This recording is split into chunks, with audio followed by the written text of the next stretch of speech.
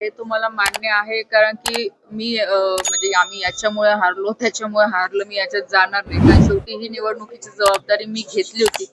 आज भारतीय जनता पार्टी म्हणून आम्ही पूर्णपणे प्रयत्न केले, कार्यकर्त्यांनी मेहनत घेतली, पदाधिकाऱ्यांनी मेहनत घेतली या निवडणुकीमध्ये, कारण की शेवटी निवडणूक कार्यकर्त्यांची होती, जे मी आधीपासून सांगत आलेली आहे. आणि दुसरी गोष्ट की ही निवडणूक मी इथे आमदार साहेबांच्या विरोधात लढलेली आहे. जो काही प्रकार त्यांच्या माध्यमातून मागच्या काही वर्षात इथे सुरू झालेला आहे, म्हणजे मी अजूनही म्हणते आहे तो, की जे इथे दडपशाही गुंडागिरी जे इथे शहरामध्ये सुरू झालं होतं, त्या विचारांच्या विरोधात मी ही निवडणूक लढलेली होती. पण जो काही जनतेने कौल दिलेला आहे तुम्हाला मान्य आहे, त्याबद्दल माझ्या मनात कुठेही शंका नाही. जे आकडे समोर आलेले आहेत एकूण 17 जागांपैकी 11 जागेवर शिंदे गटाचे उमेदवार निवडून आले. 2 ठिकाणी अपक्ष आणि आपल्या पक्षाला फक्त 4 जागा मिळाल्या. तर कुठंतरी नियोजन कमी पडलं. नाही नाही, बघा, नियोजन कुठेही कमी पडलं नाही. सगळ्यांनी शेवटच्या दिवसापर्यंत मेहनत घेतली. आज 4 जागा आलेल्या आहेत, त्याच्यात 3-4 जागा काही 10-15 मतांनी असे कमी फरकानेच पडलेल्या आहे. पण माझ्यासाठी हे महत्वाचं होतं की इथे आमचं भाजपचं संघटन आहे, इथे भाजपचे मतदार आहे. हे मला ही संघटना आमची जिवंत करून कार्यकर्त्यांना विश्वासात घेऊन कार्यकर्त्यांसाठी लढणं महत्वाचं होतं, कारण की आज मी इथे खासदार आहे. जर मला लोकसभेमध्ये 40-50 हजाराचं लीड जर भेटतं आहे मागच्या 3 टर्म पासनं, आणि इथे संघटनला जर मला वाढवायचं आहे, कार्यकर्त्यांना जर ताकद द्यायचं आहे, तर निवडणुकीमध्ये मी हारो की जितो, पण मला कार्यकर्त्यांसाठी निवडणूक लढणं हे महत्वाचं होतं आणि ते मी केलेलं आहे. काही जागेवर काही खूप मोठा फरक नाही, नक्कीच नगर अध्यक्षाच्या जागेवर खूप मोठा फरक आहे, पण ते आम्ही मान्य करतोच आहे, त्याच्याबद्दल कुठे दुमत नाही. मी आदरणीय देवेंद्रजींचे पण, आदरणीय गिरीश भाऊ असतील, आमचे सगळे बावनकुळे साहेब असतील, आमचे आपले राज्याचे अध्यक्ष चव्हाण साहेब असतील, त्यांचे सगळ्यांच्या मनापासून आभार मानते की त्यांनी माझ्यावर विश्वास ठेवून मला ही निवडणूक लढायची संधी दिली. आणि माझ्यासाठी पण ही पहिली निवडणूक होती की जेव्हा स्वतः जातीने लक्ष घालून मी या निवडणुकीमध्ये उतरलेली होती. आणि मला असं वाटतं की जिथे आम्ही आता ह्यावेळेस कमी पडलो, आता त्याच्यावर सगळे अनालिसिस आम्ही बूथ वाईज किंवा वॉर्ड वाईज आम्ही करूच. जिथे आम्ही कमी पडलो, भविष्यामध्ये अजून त्याच्यावर जास्त चांगल्या पद्धतीने कसं काम करता येईल याच्यासाठी आम्ही पूर्णपणे प्रयत्न करू. आणि मला असं वाटतं की जी काही परिस्थिती इथे शहरामध्ये या निवडणुकीच्या माध्यमातून झाली, आज भारतीय जनता पार्टी म्हणून आम्ही लढलो, ही आमच्यासाठी खूप मोठी गोष्ट होती आणि त्याबद्दल मला कुठे काही मनात शंका नाही. नेतृत्वाने या ठिकाणी लक्ष घालावं अशी मागणी तुम्ही केली होती गिरीश भाऊंनी भुसावळच्या सभेत, तसं म्हटलं देखील होतं की आम्ही या ठिकाणी लक्ष घालू. कुठेतरी पक्ष नेतृत्व या ठिकाणी मदत करत नाही अशी देखील साशंकता होती, आधीपासूनच होती. ते स्पष्ट झालंय का? बघा, मी असं म्हणणार नाही. आता बघा, गिरीश भाऊ हे राज्याचे नेते आहेत, त्यांच्यावर बाकीच्या पण ठिकाणची जबाबदारी होती. त्यांचं फोनवर माझ्याशी बोलणं चालू होतं, ते कार्यालयाच्या उद्घाटनला पण येऊन गेले, कारण की शेवटी प्रत्येकाला पक्ष जबाबदारी देत असतो. प्रत्येक जण आणि मोठे नेते म्हटल्यानंतर त्यांना दुसऱ्या जिल्ह्यांची पण जबाबदारी होती, त्याच्यामुळे असं काही समजायचं कारण नाहीये. निवडणूक ही निवडणूक असते आणि जो काही जनतेने कौल दिलेला आहे तो आपल्याला मान्य करावा लागतो. जर तुम्ही जिंकतात तेव्हा जर तुम्ही ते स्वीकारतात, तर ऑफकोर्स हारल्यावरही ते स्वीकारलं पाहिजे, आणि ते मी स्वीकारलेलं आहे. पण मुक्ताईनगरमधली परिस्थिती जर अशी बघितली तर शिवसेना विरुद्ध भाजपा अशी लढत नसताना पाहायला मिळाली नाही, ती खडसे विरुद्ध पाटील अशी लढत पाहायला. असं कोण बोललं? असं चंद्रकांत पाटील बोलले. तुम्ही माझ्या भाषणात तेवढं पूर्ण निवडणूक झाली कधी ऐकलं का की मी असं बोलली की नाही नाही, ही निवडणूक खडसे विरुद्ध पाटील होती? मी आधीपासून हाच शब्द वापरलेला आहे की ही निवडणूक कार्यकर्त्यांची निवडणूक आहे. हे कार्यकर्त्यांसाठी मी या इलेक्शन मध्ये उभी आहे. ज्या प्रवृत्तीने इथे शिवसेनेचे लोक काम करत आहेत त्यांच्या विरोधात मी ही निवडणूक लढवते आहे. त्याच्यामुळे समजायचं कारणच नाही. ही निवडणूक त्यांनी तशी हे केली इथे लोकांपुढे, खडसे विरुद्ध पाटील. मी आधीपासून असं बोललेच नाही. माझं कोण इथं घरातलं सदस्य उभं होतं, पण माझ्यासाठी, संघटनेसाठी लढणं, कार्यकर्त्यांसाठी लढणं, भाजप म्हणून आज माझा पक्ष आहे, भाजप म्हणून मला पुढे माझ्या पक्षाला आणायचं आहे. त्यांनी त्यांच्यासाठी काम केलं, पण मलाही माझ्या पक्षासाठी तर काम करणं आहे ना. आणि त्या अनुषंगाने आज भाजपची कार्यकर्ता म्हणून, भाजपची पदाधिकारी म्हणून माझी जबाबदारी आहे की मला माझ्या पक्षासाठी लढायचं आहे, आणि ते लढलेली आहे मी. ज्यावेळेस ही निवडणूक खडसे विरुद्ध पाटील या वळणावर चंद्रकांत पाटलांनी निवडून ठेवली, त्यावेळेस स्वतः नाथ भाऊ देखील तुमच्या मदतीला उतरले, रोहिणीताई देखील मदतीला उतरले. बघा, हे लोक मदतीला असं म्हणू शकत नाही. तुम्ही जर सगळं सिनारो निवडणुकीचा बघितलं असेल, जशी जशी निवडणूक जवळ येत गेली, इथे अशा पद्धतीने हे सगळं चित्र रंगवलं गेलं की खडसे खडसे खडसे खडसे ह्या सगळ्या गोष्टी. म्हणजे शेवटच्या दिवशी आपण बघितलं असेल की 300-400 मोटरसायकल घेऊन इथे शहरामध्ये रॅली काढल्या गेल्या. आज पूर्ण त्याचा एव्हिडन्स आहे की इथे भुसावळचे गुंड लोक आणले गेले. आज ते कॅमेऱ्यात कैद आहे, असं पण नाही की काहीतरी मी बोलते आहे म्हणून, माझा तो स्वभावही नाही, जे आहे तेच मी बोले. असे लोक इथे आणले गेले, इथे मतदारांवर दबाव टाकला गेला. आणि ज्या शेवटच्या दिवशी जेव्हा मी 17 नंबर प्रभागामध्ये गेली, माझ्या गाडीला पूर्ण घेरलं गेलं, तिथे असेल नसेल सगळ्या गोष्टी बोलल्या गेल्या.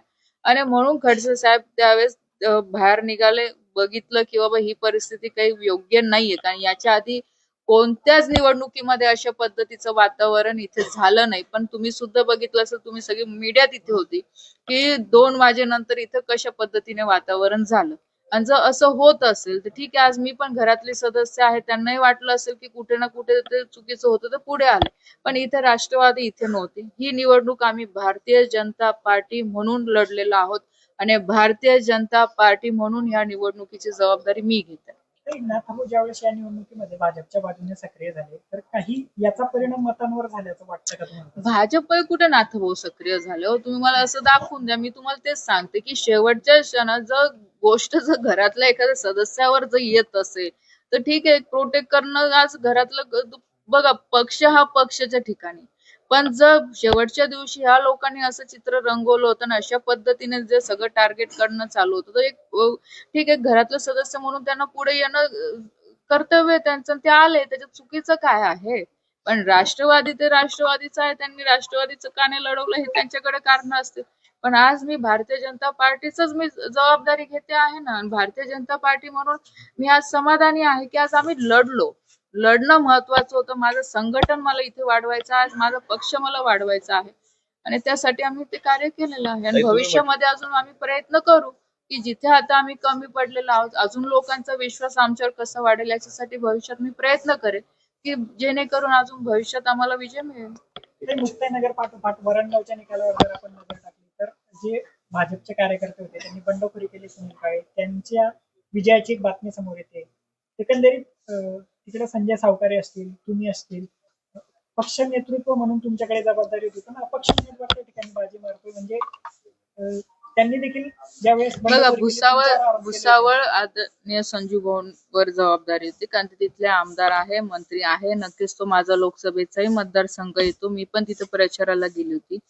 सुनील काळेंचा जो विषय आहे, त्यांचा सुरुवातीपासून माझ्यावर आरोप राहिले की मी तिकीट कापलेलं, जेव्हा की माझा कुठेही संबंध नव्हता. मी तिथे भाषणात पण सांगितलं की सुनील काळेने ज्या दिवशी माझ्या विरोधातला जो चुकीचा व्हिडिओ व्हायरल केला, त्या दिवशी सुनील काळे हा नक्कीच चांगला कार्यकर्ता होता भाजपचा, याच्याबद्दल कुठे शंका नाही. आम्ही त्याला तेवढंच जवळचं मानायचो. पण जो काही मधल्या काळात लोकसभेच्या वेळेस त्याने, मी कधी बोलली नाही पण आज बोलते, काही आम्ही जो काही प्रकार केला होता, नक्कीच त्या गोष्टीवर मी नाराज होती. कारण की जे जसं केलेलं होतं तसं कुठेही तसं काही नव्हतं. जर तसं असतं तर कदाचित मी आज इथपर्यंत पोहोचले नसते. पण ठीक आहे, मी असं पण ऐकलेलं आहे की त्यांना कोणीतरी करायला लावलं होतं. जे काय असेल नसेल त्या गोष्टी त्यांच्याकडे. पण त्या दिवसापासून मी सुनील काळे हा विषय सोडला. मी कधीही सुनील काळे बद्दल कधी बोलली नाही. त्यांना ते कसं माझ्याबद्दल वाटतं तो त्यांचा व्यक्तिगत विषय आहे. सुनील काळेला तिकीट द्या, सुनील काळेला तिकीट देऊ नका, या संदर्भातला माझं कोणाशी बोलणं झालेलं नाहीये. ना संजू भाऊशी झालं, ना गिरीश भाऊशी झालं. कारण की शेवटी तो त्यांचा मतदारसंघातला विषय, कारण की एक जळगाव जिल्ह्याची जबाबदारी संजू भाऊंकडे होती, तर ऑफकोर्स त्यांचा मतदारसंघ आहे. माझ्यापेक्षा जास्त त्यांना कळतं की तिकीट कोणाला दिलं पाहिजे, नाही दिलं पाहिजे. काही सामाजिक कॅल्क्युलेशन होते, ते वेगळे विषय होते. आणि त्यामुळे आज सुनील काळे काही म्हणत असेल, त्याला तथ्य नाही की मी मान्य करत नाही. त्यांना काय जे बोलायचं ते बोलू द्या, मी त्या विषयात जात नाही. कारण की माझा हा स्वभाव नाहीये. कारण प्रत्येकाचं मत आपलं आपलं विषय वेगळं असतं. त्यांनी त्यांच्या हिशोबाने चालावं आणि तिथला निकाल त्यांच्या बाजून लागला नाही लागला अजून ते मी बघितलं नाही.